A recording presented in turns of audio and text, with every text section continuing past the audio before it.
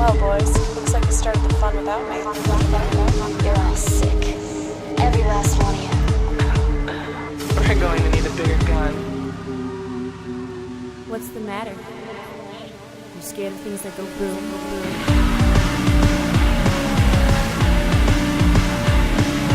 Give me one goddamn reason why I shouldn't blow your goddamn brains all over that goddamn wall. Every day is Cult Film Day on Double Feature. Really is. But today is the culty Cult Film Day. The culty Cult Film Day. Yeah. Well done. Thanks. Well spoken by Mr. Michael Kester. My name is Eric, and we have 2 movies on the show today. We do. With Doll in the title as well. Movies It's a with Doll in the bonus. title? You get And Cult Film Day and something about Also dolls. titular songs. Oh, involved in the titular film. songs. Look at all these themes. We're just nailing these themes today. So what's on the show? We're doing Welcome to the Dollhouse and then Beyond the Valley of the Dolls. That's exciting. We have some chapters, so you could skip the ones you haven't seen. Right. Now, The you ones. probably haven't. Yeah. Do you like how I'm just going to assume going straight in? You haven't seen either of these movies, and you know what? Don't apologize to us. It's fine. But skip to the end of the... Yeah. You know what? You don't have to apologize, but go ahead and skip our show, you asshole. Yeah. If you don't want to skip, that's fine. You can listen, but we're going to tell you what happens in the movies. Yeah, it's going to get It's just spoiled. something I want people to be prepared for right now. Yeah, we don't want angry emails. We don't want angry people. We don't want people surprised. We just want everybody to have a good time. Yep. Just like Russ. But why don't we start with Welcome to the Dollhouse, which Okay. actually doesn't want anybody to Nobody's have allowed to a have a good good time. First thing we should talk about, there's about 6 first things we should talk about. Okay, cool. So let's talk about all those first. Heather. Let's talk about her first. Right. So you're talking about Heather Mazzarato? Oh my God, there's 2 Z's in I her know. last name. This It's is like extreme. pizza. Okay, you're right. It's not that hard. Seen her on the show before? She stole our hearts as Lorna, naked and upside down in Hostel Part 2. What's the Sin City line? She grew up, she filled out. Yeah. She's in 7th grade here. Yeah, that's awkward. Just as awkward, actually, Yeah, it's true. I guess. Although she does get a lot naked when she gets older, Yeah, as that's we always seem also to very find in Double Feature. This is With kind of age comes nudity. it's too early to start busting out the Stan Lee. You have to wait till the end monologue of Beyond the Valley of the Dolls. This is reminding me of that creepy Christina Ricci territory we were in. With the You remember Addams that? Family and the... Yeah, except in Addams Family, she was kind of a hip little kid. Right. And I remember having a crush on her when I was young. Sure. But in Welcome to the Dollhouse, it's just super awkward. Really the weird, yeah. entire fucking time. Before we get to the awkwardness, what the fuck's going on with the cover of this film? Where she's clearly 25 years old and Yeah. really hot. What the hell is going on? Don't there? have an answer for you. I think it's probably just supposed to add to the discomfort. Yeah, the it really director does. likes to make people uncomfortable, and we are no strangers to discomfort on So Double it's Feature. it's a bright red cover. It's got the cutout kidnap note letters. And she looks a lot older, but Yeah. she's not No. really. If you actually look at the picture, I think she's still in 7th And she's grade. in Playboy Playmate pose. It's Yeah, really she is. strange. Yeah, super, super awkward. Such a good photo for the cover of this, Yeah. though. She's got her hair kind of teased out, so she looks older. Everything about her looks older, but the face, which I guess is still true today. So I That's don't really know what to say about Still that. accurate. Now, this is the first movie we've actually done on the show by Todd Solondz, Okay. who is known for a lot of things. Let's say independent creep factor Uh-huh. and greater surplus of human misery. Yeah, Yeah. that would be Todd. He's basically the polar opposite of one Miranda July back when we did Oh, sure. Me and You and Everyone We Know, and she's Right. all about celebration and everybody's happy and included. And it's still creepy and weird. Right. Yeah, He- that's Todd, but make it everybody feel terrible. Yep. Love you, Todd. Well, so this is part of, it was just a couple tiny episodes ago. We were talking about dark comedies when we talked Yep. about Reanimator. Okay. Can't stop talking about Reanimator. You 'cause should it's never stop that talking about Reanimator. fucking good. If you didn't see Reanimator and you skipped that show, first of all, thanks for skipping it. Secondly, you didn't skip it. You spoiled yourself. But go ahead and watch Reanimator. It's great. People are skipping this, though, so they're not even, No one they're not has even any idea hearing what we're that. talking about. But in Reanimator, we had mentioned a specific breed of dark comedy. Yeah. That dark comedy encapsulated a lot of different sort of subgenres. Yeah. There was a lot of different methods kind of used in that. Mhm. And I don't think we could do better than Welcome to the Dollhouse to contrast against Reanimator. Yeah, it's pretty true. Welcome to the Dollhouse. It's funny, but every time you laugh, you feel awful for laughing. Sure. And you're only laughing at horrible things. Yeah, Nothing right. funny happens. You're Right. just, it's almost a defense mechanism. Yeah.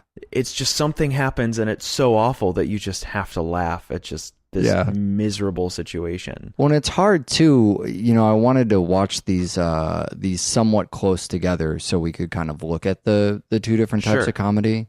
I always look at comedy like a puzzle, right? So if you have a punchline, you construct the joke backwards. Or I guess you could do that vice versa, but that seems to be what's easier to me. A lot of people find our show to be hilarious. I think it's probably unintentionally hilarious. But I don't think of myself as a naturally funny person, so I have a hard time explaining comedy.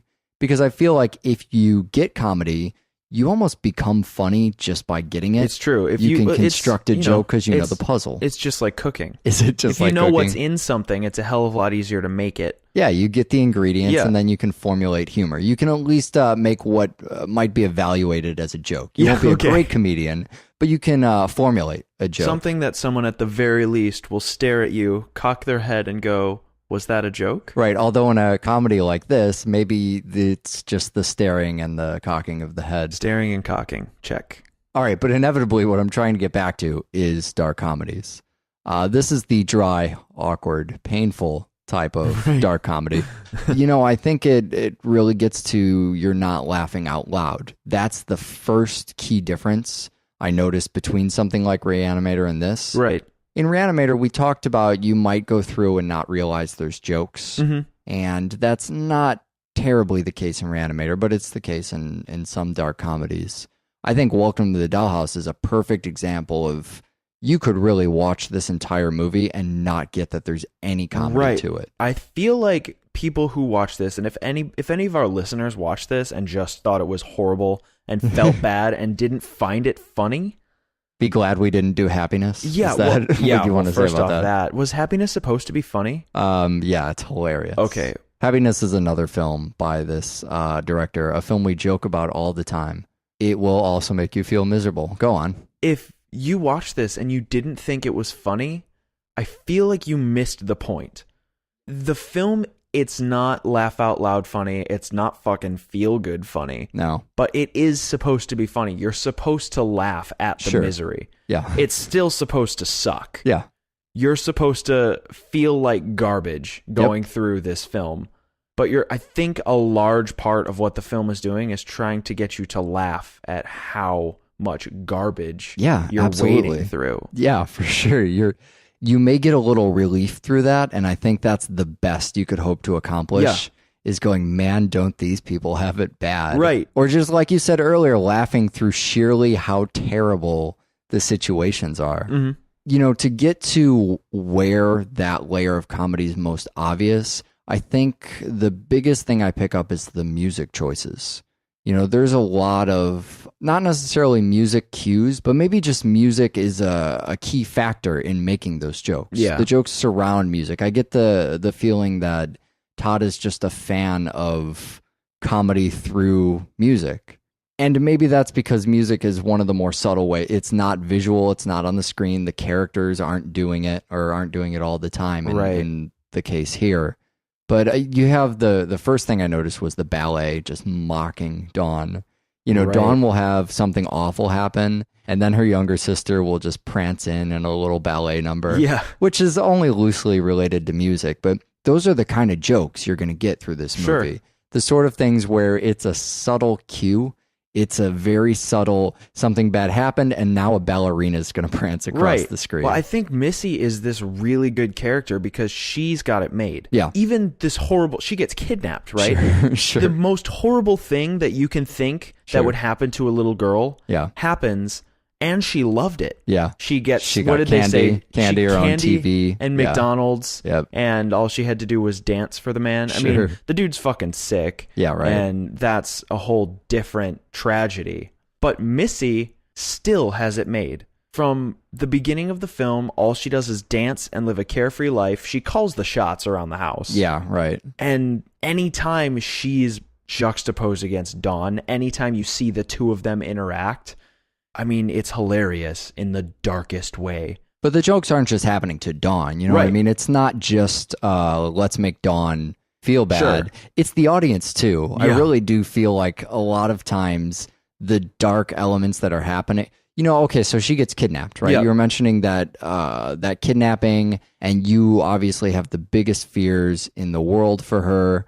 But there's another musical moment. It seems a lot of times like when you're not getting ballet or the occasional opera music in here, the only other option in the world is metal. That's the only other thing the movie can do for you. That's your only other potential relief from it. But there's that scene where her mom gets the phone call and says, they found the tutu. And that's just the best fucking they found the tutu, cries hysterically, and then just smash cut to rock music. You know what I mean? Just fucking no comfort at all to you.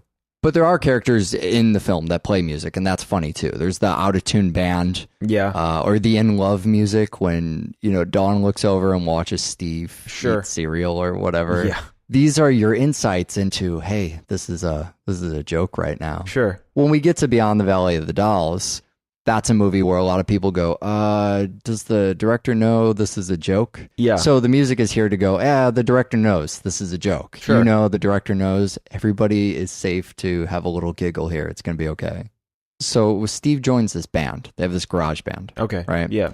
When Steve joins the band, the first time we hear the band collectively with him, I don't realize that it's not part of a soundtrack until Dawn wandered. Did you have that same feeling? Yeah, at first I was kind of wondering what she was, because she just wanders out of her room like she smells pie. Yeah, right. What is she doing? You kind of realize the music's getting louder, clearer. She steps out a door, it becomes less muffled, and that's when you realize that it's coming from the garage, and it's this band fronted by this hunky high school kid. Sure, hunky. I like that. That's a perfect term to describe Steve.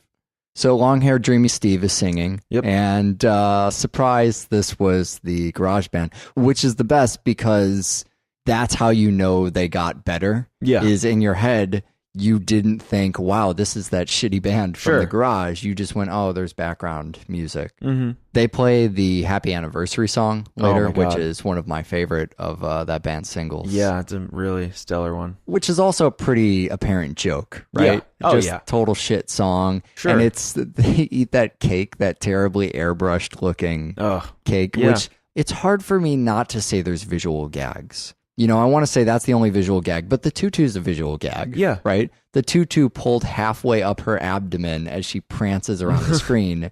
It's clearly a visual gag. Yeah, well, I think a lot of, and this is really directly in reference to both the anniversary song and the cake, a lot of the, quote, jokes in the film are more just heavily examining what would really happen. Sure, yeah. And kind of pointing out the blatant, annoying factors that go into everyday life. Something like a horrendously ugly cake or a youth band thinking they know how to write a song. Yeah, sure. Stuff like that, but you're not involved, so you can step back and just think it's stupid instead of trying to invest yourself in, oh, those are my neighbors though, and I know they're good people, their cake's just ugly. Yeah, it's not even worst case scenario. Right. Because like you said earlier, she gets abducted. It could get far worse. This isn't a cacophony of the worst possible things that could happen to human beings. Instead, it's almost painful in how mundane and averagely bad the things are. I think if there's something that's really dark here, it is how expectedly average it is. Mm-hmm. There are things that go wrong.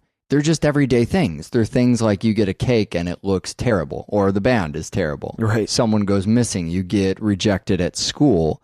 If there's anything dark about the movie, truly dark, it's exposing that kind of real suburban darkness. It's not even really heightened for cinema, and I think that's why it hits home a little deeper, makes you a little more uncomfortable. It's not cinematic, didn't wear your pants to school darkness. It's this shit probably actually happened to you when you went to school. Exactly. You've probably seen or been in a crappy band. You've been made fun of or picked on. You've gotten detention or otherwise been reprimanded for something that wasn't your fault. Yeah. These are the mundane, crappy things that happen to you in your own life. Right. They're not the sort of things where if I asked you to tell me the worst thing that happened in your life, that would not go in this movie. Right. Instead, it would be the things that are just bad enough for you to go, that's, you know what, it's boring enough, I don't even want to tell you. The only really horrible thing that happens is Missy gets kidnapped, and that turns out to be okay. Well, and it's the climax, too. So the film tricks you into thinking there is some really awful thing, but therein lies this sort of gambit. Because if the film does something truly terrible, then it has to reach a resolution at some point. We're going to get a payoff if it's really that bad. She's going to come back and the day will be saved and everyone will be happy. Or it'll be catastrophic in how bad it is. Right. It will be, she's found raped and dead. And even that is kind of a cinematic payoff. That's the type of thing where we feel like ultimately this came to a point. Mm-hmm. What's more uncomfortable is if it turns out she's okay, she was just gone for a couple days, it was a huge inconvenience to everybody, and then Dawn is mocked as a result. You know what I mean? Yeah. It's the least possible satisfying outcome for our main character at all. And there's kind of this twisted irony to that moment, too. And the twisted irony would be another component of the dark humor.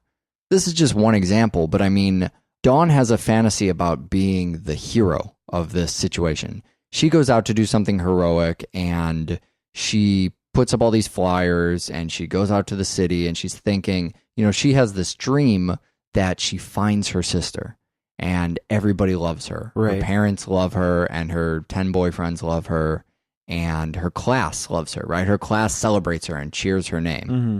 And then reality kicks in.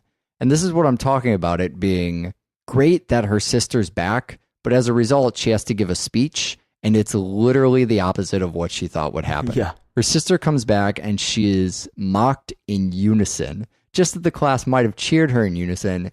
Instead, they all decide her speech is boring, and nobody cares, and they make fun of her name. Publicly humiliated. Worst thing that could happen to the character, blasé thing to happen in the film. There's also this weird kind of little irony in some of the jokes where they make it very quick and throwaway so as not to alert you to the fact there may be humor. Right. But like when you find out it's Joseph Caston, right? And he's Santa. Sure. Just one little thing. Yeah. No one in the town suspected it. He was Santa. Everybody goes, oh, that makes sense in a weird way. And the film's already moved on. Yeah. It's already well beyond that. So I want to talk about another one of Todd's fascinations. He has some seriously fucking Joe Dante levels of suburban exploration in him. Yeah. These... we did Gremlins, we did Small Soldiers. Suburbs films. Yeah, right? absolutely. Films he set did in a the film suburbs. called The Burbs. Are you familiar with this? Oh, I am. Yeah, I am. Starring Tom Hanks. Well, yeah, and he's in good company. I mean, John Waters is another Right. director that has that suburban fixation. David Lynch, both double feature directors. Kevin Smith kind of has a Jersey suburban thing, or at least looking at, stuff like being at the mall or Right. working at a convenience store. Not much for city life. Not a big Hollywood epic.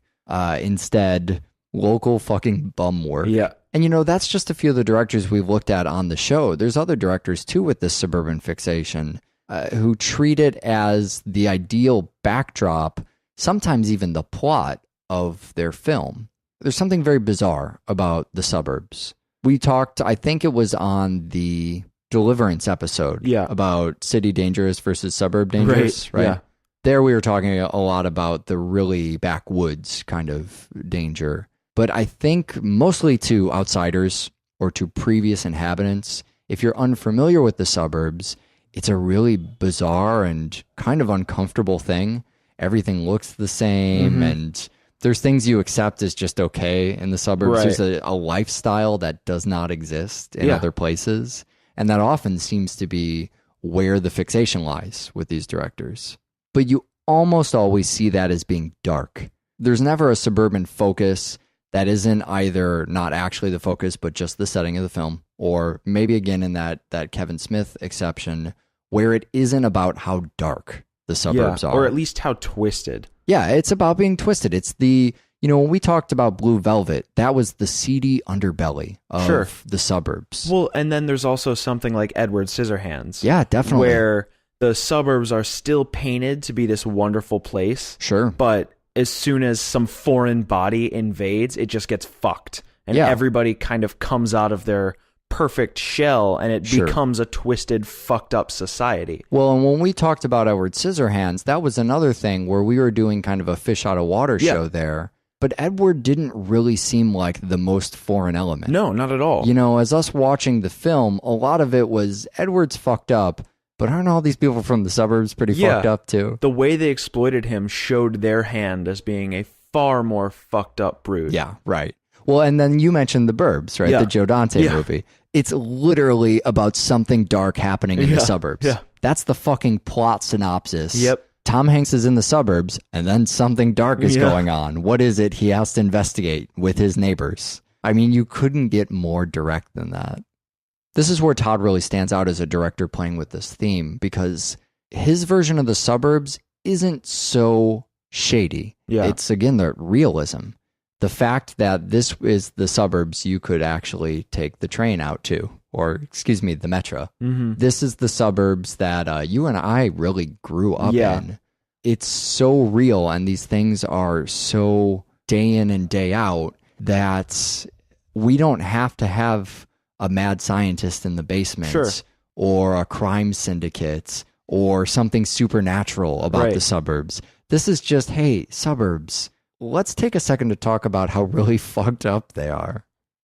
Another element, and I think this gets into a lot of Salon's work, is sex. Yeah. And that's every time we've said awkward on the show, I feel like we're talking about the sexual relationships. Yes, it's true. Where do you even start on that stuff? It's a weird place because it's sex at a premature level. It's before the gravity of something like rape has actually set in. Sure. You know, sex isn't sex yet. It's just another activity like drawing or Right, playing right. tag. Yeah, and you know, that's of particular interest for Double Feature. We did Teeth, and I remember talking a lot on Teeth about kids being sexually active a lot younger than Right. is considered okay, considered Sure. a norm. That's a long-standing idea on our show. We see in all of these different movies geared for different ages or starring people of different ages.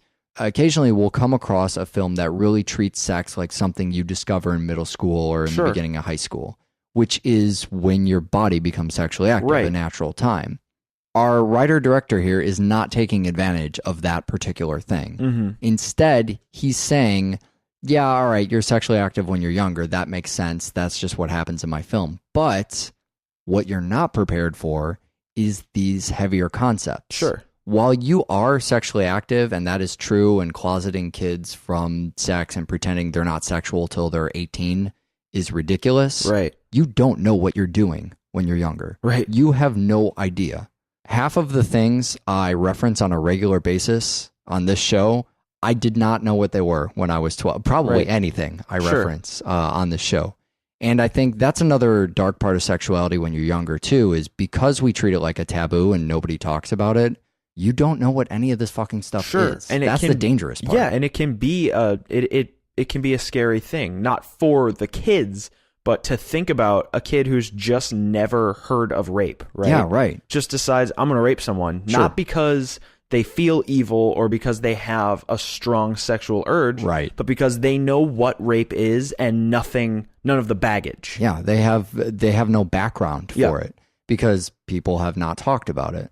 You know, the way they treat rape in this movie, I mean, specifically Dawn and her classmate talking. Her classmate threatens to rape her, but also kind of offers Sure. to rape her. You know, that's that weird blurred line. I feel like if anybody's prepared to see a movie about that and talk about those themes, it's you and I who Yeah. have discussed, Sure. who have tried to tear away the baggage of this stuff before. Uh-huh. But even with all of that going in, even with the people who listen to this show maybe having heard those conversations, it's still, even for us, that blurred line is so fucking awkward. Yeah. How do you talk about that they might start dating their kids, they're flirting? It could be cute, but all of a sudden their verbiage is about sex. It's Sure. about rape, and that makes it dark and fucked and up. bizarre and strange, but also endearing. You It get does, this yeah. weird, twisted moment. Leave it to Heather Mazzarato Sure. to give you a moment where you're not sure if it's endearing or you want it to go away. Well, and then the music makes it even worse. Right. the music basically creeps up on you and goes, oh, romantic. Isn't this awkward? Well, there's this, she asks, so you're not going to rape me today? I guess I don't have to be home. Yeah, She's right, basically saying, rape me, please. She's a little disappointed by it. And he says, I'm not raping you today. And the music's like, aw, Yeah. they want to rape each other. I feel like this is a film for people who have seen so many goddamn films that they feel like they know what to expect or they're comfortable with, different themes or ideas. This is definitely a film that challenges you, that attempts to alienate you, and that tries to push you in places, really, it tries to find places that no human being is comfortable with without just going for the most offensive, fucking bizarre. Right. Because that would be more comfortable. Yeah. That's Lars von Trier at this point, well, right? all you have to do when it gets really fucked up is you just go, oh, they're trying to fuck with me.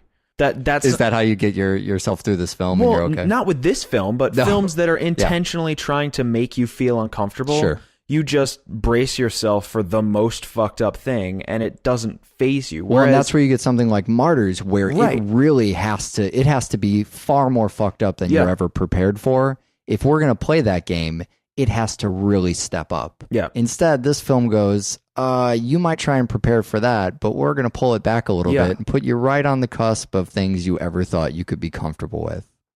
So this being a new director for our show, somebody we've never talked about really quick, we tied a lot of the things we talked about back to him. One other thing that's kind of interesting about his work is that he makes these sort of faux sequels.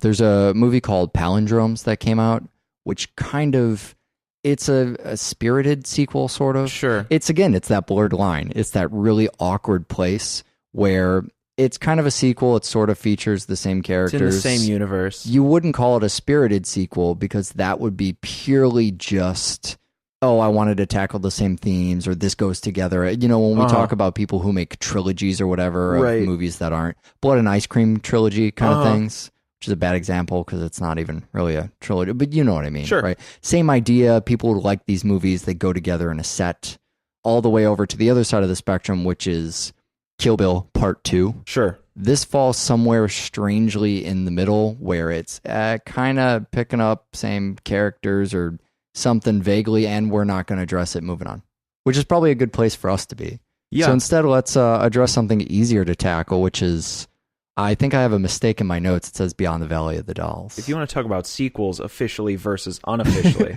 Yeah, actually, that was a great segue, wasn't it? Opens with a disclaimer that it has nothing to do with Valley of the Dolls. Then goes on to be a basic remake of Valley of the Dolls, except more suitable for the double feature audience, at least the double feature hosts. I was going to say, except has more Haji. Was that way not more the right Haji. answer? Haji's always the right answer. So we're looking at 1970s Beyond the Valley of the Dolls, which is the Russ Meyer and Roger Ebert movie, featuring the girl we talked about on Faster Pussycat, Haji, who we both said we were fans of. Not a huge part in this, but cool to see her in anything ever again. Absolutely. All right, so the big question, and I love to answer these in the rarity that we can. You see this movie, and Roger Ebert's name pops up, and you think, like, film critic Roger Ebert? Yeah. Yes, film critic Roger Ebert. This is a movie written by the same writer of the book, Your Movie Sucks. Yep. Most people are going to come to the show and wonder, what the fuck? How did this happen? Yeah. Where did it come from? Why does this thing exist? And why does this thing exist? If you ask yourself that question after a movie, I really like this to be a good place. You can come for that. Yeah. Furthermore, I want to know what that movie is because I love those movies. I love the why does this exist? How could this come into reality movies?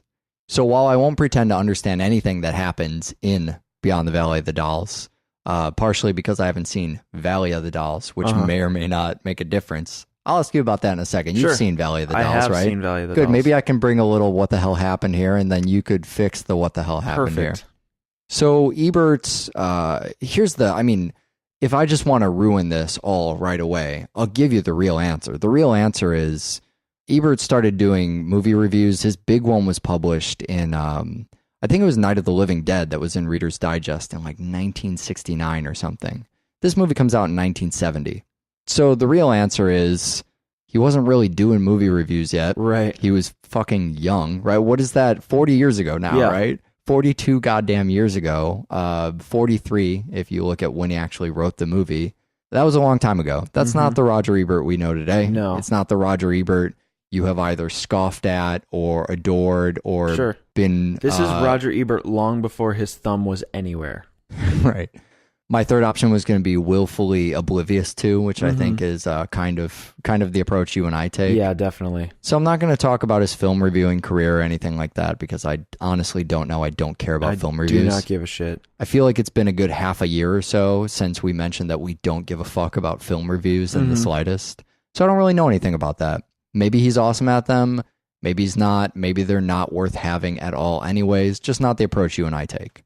So this isn't my platform to come on here and pick on Roger Ebert. Rather, I'm curious how a guy who does film criticism and has written a book called Your Movie Sucks creates a movie that other critics, let's say, consider questionable. Yeah. So he got in with Russ Meyer pretty early on by writing about Russ's movies. And I guess they became friends through that and started working on these projects. Now, we've seen a couple of... Russ Meyer's projects before. We saw Faster Pussycat Kill. We did Up on the show in a really obnoxious spot that I loved and look back fondly on. Ebert actually wrote part of Up, contributed a bit to Up, contributed to later, I believe it's Beneath the Valley of the Ultra Vixens. Yeah. Although there's so many plays on titles in that particular title, I have trouble remembering it. And he did this interesting Bambi thing I'll talk about later. Okay. But yeah. But I mean, that makes sense who Russ Meyer is if you've heard back to those shows. We did Faster Pussycat with Mean Girls as a year-ender, and I'm still super proud of that one. We've really, we've been doing pretty well with these Russ Meyer shows. Yeah, definitely. Turns out you add Russ Meyer to anything, and it's a funny idea for a pairing. But so we've covered Russ Meyer before. This film in particular is strange because of the Valley of the Dolls connection or lack of connection or purposefully non-connected. Or so the studio wants to do this super exploitation film. Sure. I mean, if you ever needed a film to explain exploitation, this might be a good example. It's pretty high up there. This movie got made in a way that we haven't talked about a lot before, but I imagine a lot of the movies we talk about, especially the weirder, the how the fuck did this get made movies. Right. This broke studio at the time basically rolled the dice with this film. Now, when you're, as a producer, an executive producer, a studio head, whoever makes these decisions, when you're deciding to greenlight projects or buy weird stuff or buy great, expansive, surefire hits, you probably compose, and I'm not the accountant for the studio, I don't fucking know, but I would imagine most of your movies are surefire hits. They're what specific genres are hot, what could we make a buck off of, what's the Pirates of the Caribbean kind of thing. Right? What is guaranteed to print fucking money? But then you take a little bit of your budget and you sprinkle it among these projects that probably will go nowhere, but maybe if the gamble pays off, they could become huge cult hits. They could make a bunch of money on DVD later. They could fill some kind of niche somewhere. The things like Repo, right? We talked about Repo being appealing to the what the fuck demographic. Yeah. That maybe it was so weird, it just might work. Yeah. And so the studio hopes that that'll find an audience and they just roll the dice. They're not concerned too terribly with how to market it. Sure. Just make a weird film, stick it out there. Yeah. Basically the opposite of anything Roger Corman would ever do. Right. Yeah. Although another studio might hire on Roger Corman in the way that this did Russ Meyer. So, Russ Meyer is a guy who made these movies, found a lot of joy in them, probably wasn't super concerned in the, let's say the Herschel Gordon sense of how do we make a film, have mass appeal or how does it make money? I think he had a lot of fun and he really liked filming the stuff he filmed. You got it. At the same time, he sort of knew there was a business here. Sure. He knew that if you film naked people, other people will pay you to see it. So the studio goes, okay, well, why don't we get this guy who makes borderline adult films to direct this, and he's got that pal who writes some movie stuff. Right. I don't know. That guy can write it. And they basically said, go nuts with it. Do whatever the fuck you want. And we're going to hire you on and let you capitalize on this title. And hopefully it works. Yes, it did. So I believe the opening idea was we'll do a true sequel. And by the time the studio started assessing their funding, they just said, let's give this to Russ Meyer and, hey, Russ, do whatever you want with this and we'll put it out as, Beyond the Valley of the Dolls. And hopefully people will see that title. We don't want to mislead anyone. We'll make the fucking tagline on the poster. You know how much I love taglines. The tagline for this film is literally, this is not the sequel to Valley of the Dolls. This is like nothing that's ever come to cinema before or something like that. So in the tagline itself was, hey, just so you know, this isn't a sequel. The movie opens with a stupid studio. This is not a sequel to Valley of the Dolls. Please no one be upset at us. So there was still that angle to it. But beyond that, they were hoping people would walk by the poster, go, oh, the sequel. Oh, it's not a sequel. And then correct their friends. And it would get people talking. So it's Russ Meyer, but it's different from the usual Russ Meyer. It's very different. There's a lot. My poster child for Russ Meyer is, I mean, obviously Faster Pussycat. Sure. But he did a slew of films around that time, Mudhoney and Motorpsycho, that are very similar. They kind of fill the same niche. And then we get something like Beyond the Valley of the Dolls. And the one thing that we have always touted about Russ Meyer, he has a very typical body type. And for men, too, the square-jawed, broad-shouldered guy. This defies all of that. All the guys are scrawny. All the girls are... They're attractive. They're curvy, but they're not Russ Meyer hourglass curvy. Yeah, right. And then on top of that, there's a lot more character depth, and the characters are a lot more archetypical and a lot less strong female, weak male, strong male, weak female. Watch them duke it out. Yeah, that was really all of the other movies, especially Up. But you know, you're right. That's every movie. That's every Russ Meyer movie. But in this film, you get something like the agent, right? The older guy who kind of symbolizes the older generation. First of all, everyone's not the same age. Yeah, exactly. Which also seems like a thing Russ Meyer kind of does. Yeah, and unless someone's playing the old guy. True. That's very true. Sorry, but go on. But we get these characters who have different motivations, who are based in different... I mean, they're from different worlds, right? The whole basis of the film is that we have these people moving from the South to LA. They're completely uprooting from, not I want to say lower, maybe lower intensity lifestyle. And moving to the high intensity 1970s Hollywood, the sexual revolution. Right. And then they're forced to be with these people who are so heavily sexually fueled or just professionally fueled and ready to make money and make themselves. That's something that Russ Meyer just doesn't do. Normally it's chicks, dudes make chicks angry, chicks kick ass. Yeah, right. Ideally tits and probably fucking. Well, so here he makes a movie that above all else is a satire and is a very intentional satire. Yeah, a parody. And then it's also kind of got this rock musical thing and the usual sexploitation we can't avoid. But then it's a moral tale too. You know, in that post-Tate, you know, Valley of the Dolls coming back again, feeling some obligation to that, a cautionary tale of show business.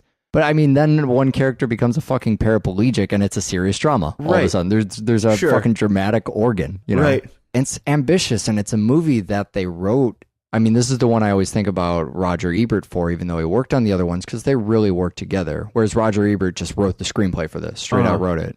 And he wrote it in 6 weeks. And, you know, him and Meyer really came up with a lot of it as they went along filming.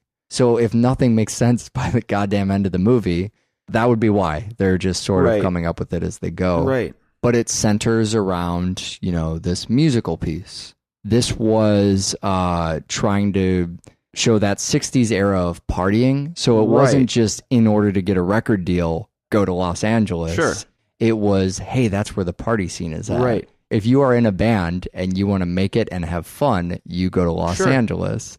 And then they have that, you know, if there was any debate on whether or not to go to Los Angeles, we go ahead and flesh that out in a sort of word montage. Yeah, that's really a half rhyme, half poetic.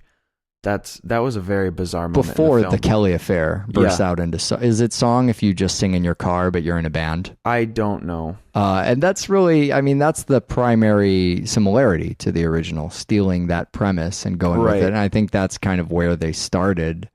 After watching this, and I feel like this is true, but I don't know, do you get used to the way the movie's cut together and what it's doing, or does it fix itself halfway through? Yeah, right. Does it get less? Because the word thing to me seems, we started this movie and I went, oh, fuck. I remember every time I watch this movie, it's hard to get through because it's edited in a way where people almost talk over each other. Right. And it's just one clip after another clip after another clip of quippy dialogue spoken in a straightforward manner. Right. Is the beginning the craziest scene, or No, I think it continues the same way. You just learn to develop a weed out tolerance. what's not important. Sure. You learn to see when a character is talking, you kind of acknowledge who they are, who they're talking to, and then just reactions. You don't get to pay attention to what's being said. I didn't realize that Z-Man talked like Shakespeare until it was pointed out, because I wasn't paying attention to what he was saying, just how he was acting and how people were reacting. Oh, you gotta have a filter on, otherwise you have no idea what the fuck is going on in this movie. I still have no idea. So tell me, what the fuck is going on in this movie? Well, if we want to really paint it and make it really clear, and I can do this very quickly in a very timely and efficient fashion, Valley of the Dolls is essentially this Hollywood story of three women who all decide they want to be famous Hollywood movie stars, singers, starlets, you know, the drill. So they go out, and it's a cautionary tale of what can happen, and it was made by the adult generation. It was made by big Hollywood at the time. It's really a very successful movie, too, for how terrible it supposedly was. Yeah, it was awful. And this film it's similar. It's a cautionary tale, but it ends in a different light. It ends where, although all these horrible things happen, eventually they acclimate to the more intense lifestyle that the music scene has given them. Bad stuff happens, good stuff happens in return. It ends with a 3-person wedding. I mean, what the fuck? Right. This is a movie that is about learning your boundaries. It's about taking control of being in a high velocity situation. Sure. It's about knowing who's not on your side and when to trust who. And making good decisions, I suppose. It's about morality, but it's not about forcing morality. Sure. It's about how the younger generation was leading the sexual revolution, and just because they were fucking around and doing drugs, that's not what ruined lives. It was the individual psychotic people who couldn't control and couldn't really adjust to the environment of the party scene that ended up ruining lives. I'm talking particularly about Z-Man, who ends up being Superwoman. Sure. He couldn't handle it. He's the reason that horrible things happen to people. These people would have been just fine. Yeah. They could have handled it. Yeah. But he was an exception to the rule, as opposed to what the other film would have you believe is Hollywood corrupts. It all comes down to the fact that this one person, who is basically Lisa from Girl Interrupted. Angelina Jolie's character. Right. A total sociopath who gets all these people in her pocket by doing them all these favors and showing them, whining and dining them, showing them the life of the party scene. Sure. And then they owe him, and he just takes advantage, and he fucks with them and watches them make bad decisions and leads them down the wrong road. And once he loses control, just like in Girl Interrupted, he loses control of himself. Yeah. And he starts making horrendous choices that end up weighing on everybody else. That's sort of chaos for the sheer purpose of excitement, for entertainment value. Yeah. Stir things up just to see what happens. You know, when we mention cautionary tale, I almost don't like the phrase because it's never actual cautionary tale. It's more shock value. Don't do this. Something awful will happen. Yeah. And it sounds like this movie may be asking you to exercise actual caution. Sure. Whereas something like Valley of the Dolls was literally, don't go out and it's reefer madness. I was just going to say Hollywood. reefer madness. Or kind of reminds fiends. me as you describe it. I keep thinking of Showgirls a little bit. Yeah. Now, when you talk about those archetypes and that being new to Meyer, I think that was one of the things specifically written in too. You know, there's a lot about as a commentary of Valley of the Dolls, but also of the plot structure of these kind of movies, these sort of road trip, what did we learn today? Sure. You know, cautionary tale movies, and those characters and who those characters become. It's an early glance at Ebert saying, you know what, I watch a lot of movies. I've seen the same 6 fucking Hollywood characters. Sure.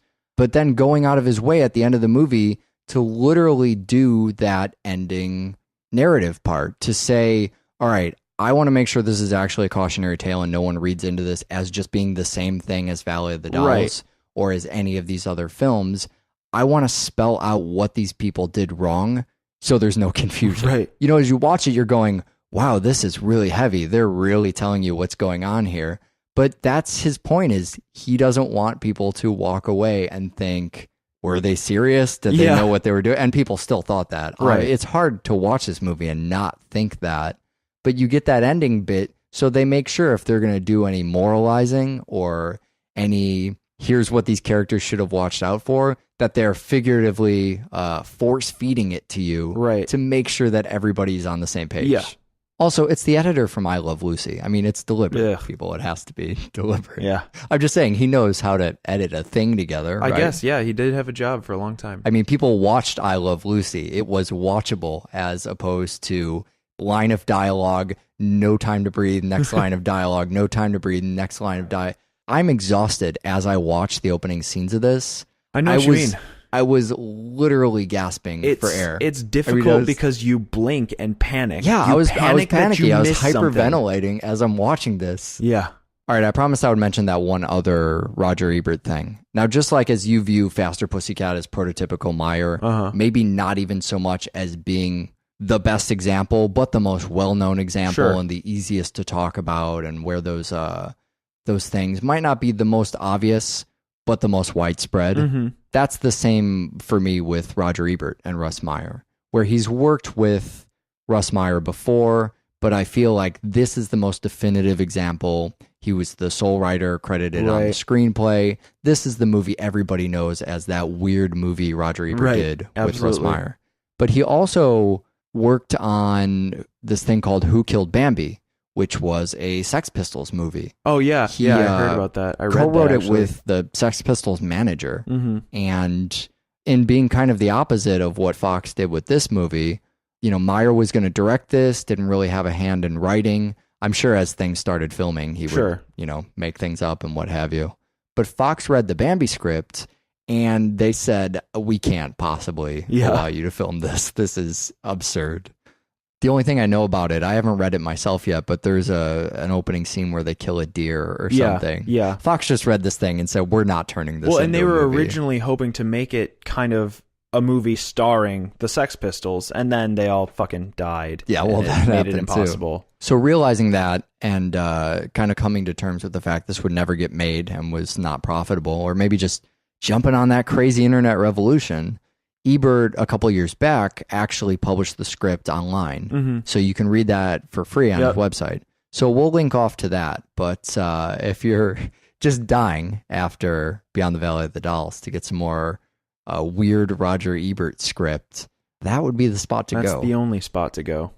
To get to that spot, however, I would first recommend going to a1doublefeatureshow.com. Yeah, if you go there right now, you might be able to click the episode right at the top of the page and get on there hassle-free. Otherwise, search for Dollhouse or something. If it's Don't not search there, for Dollhouse, because it'll just be me talking about Joss Whedon 1,000 times. If it's not there, you can email us, doublefeatureshow@gmail.com. Oh, man, it's like you were prepared to give our email address right there. I know how this shit goes. Aside from a glorious iTunes page where you can leave a review thing that I neglect to talk about all the time. And an inglorious Facebook. You mean the social network? That's what I meant. We have to discuss the movies next time on the show. We're actually doing Rise of the Planet of the Apes, which is the new Planet of the Apes film, and Attack the Block. So Planet of the Apes we talked about. We did. You are informing me, and I'm taking your word, although I never do this. And I'm so rigid about making sure we go sequentially on these things. Having only seen the first Planet of the Apes, you'd say this is more like a prequel, and that I don't have to see the other 10,000 films. Not at all. You only need to see the movie that we've already covered on the show, so that covers our asses fully. But there's a weird question about if this movie is badgering science or not. Yeah. And I want to talk about that a lot, and ultimately that's what convinced me to go, okay, we're not going to have time to do all the Planet of the Apes films in some weird, probably quasi-Rocky Asia thing. It'll take us 25 fucking years to get to Rise of the Planet of the Apes. And/or Star Trek. Yeah, so why don't we just go ahead? I believe what you're looking for is why don't we just watch more fucking film? You do it so much better than me. Bye. Well, boys, looks like you started the fun without me. You're all sick. Every last one of you. We're going to need a bigger gun. What's the matter? You scared of things that go boom, boom?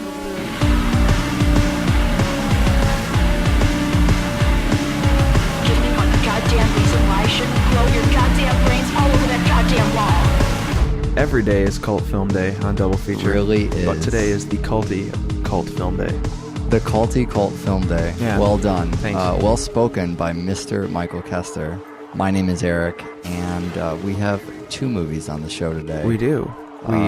With Doll in the title as well. Movies It's a with Doll in the bonus. title? You get And Cult Film Day and something about Also dolls. titular songs. Oh, involved in the titular film. songs. Look at all these themes. We're just nailing these themes today. So what's on the show? We're doing Welcome to the Dollhouse and then Beyond the Valley. Not that hard. Seen her on the show before? She stole our hearts as Lorna, naked and upside down in Hostel Part 2. What's the Sin City line? She grew up, she filled out. She's in 7th grade here. Yeah, that's awkward. Just as awkward, actually, Yeah, it's true. I guess. Although she does get a lot naked when she gets older, Yeah, as that's we always seem also to very find true. in Double Feature. This is With kind of age comes nudity. It's too early to start busting out the Stan Lee. You have to wait till the end monologue of Beyond the Valley of the Dolls. This is reminding me of that creepy Christina Ricci territory we were in. With the You remember Addams that? Family and the... Yeah, except in Addams Family, she was kind of a hip little kid. and Right. I remember having a crush on her when I was young. Sure. But in Welcome to the Dollhouse, it's just super awkward. Really the weird, yeah. Entire fucking time. Before we get to the awkwardness, what the fuck's going on with the cover of this film? Where she's clearly 25 years old and Yeah. really hot. What the hell is going on? Don't there? have an answer for you. I think it's probably just supposed to add to the discomfort. Yeah, the it really director does. likes to make people uncomfortable, and we are no strangers to discomfort on So Double it's Feature. it's a bright red cover. It's got the cutout kidnap note letters, and she looks a lot older, but Yeah. she's not No. really. If you actually look at the picture, I think she's still in 7th And she's grade. in Playboy Playmate pose. It's Yeah, she really is. strange. Yeah, super awkward. Such a good photo for the cover of this Yeah. though. She's got her hair kind of teased out, so she looks older. Everything about her looks older, but the face, which I guess is still true today. So I That's don't really know what to say about Still that. accurate. Now, this is the first movie we've actually done on the show by Todd Solondz. Okay. Who is known for a lot of things. Let's say Misery? independent creep factor Uh-huh. and greater surplus of human misery. Yeah, Yeah. that would be Todd. He's basically the polar opposite of one Miranda July back when we did Oh, sure. Me and You and Everyone We Know and Right. She of the Dolls. That's exciting. We have some chapters, so you could skip the ones you haven't seen. Right. Now, The you ones. probably haven't. Yeah. Do you like how I'm just gonna assume going straight in? You haven't seen either of these movies, and you know what? Don't apologize to us. It's fine. But skip to the end of the. Yeah. You know what? You don't have to apologize, but go ahead and skip our show, you asshole. Yeah. If you don't want to skip, that's fine. You can listen, but we're gonna tell you what happens in the movies. Yeah. It's going to get It's just spoiled. something I want people to be prepared for right now. Yeah. We don't want angry emails. We don't want angry people. We don't want people We surprised. just want everybody to have a good time. Yep. Just like Russ. But why don't we start with Welcome to the Dollhouse, which Okay. actually doesn't want anybody to Nobody's have allowed to a have a good good time.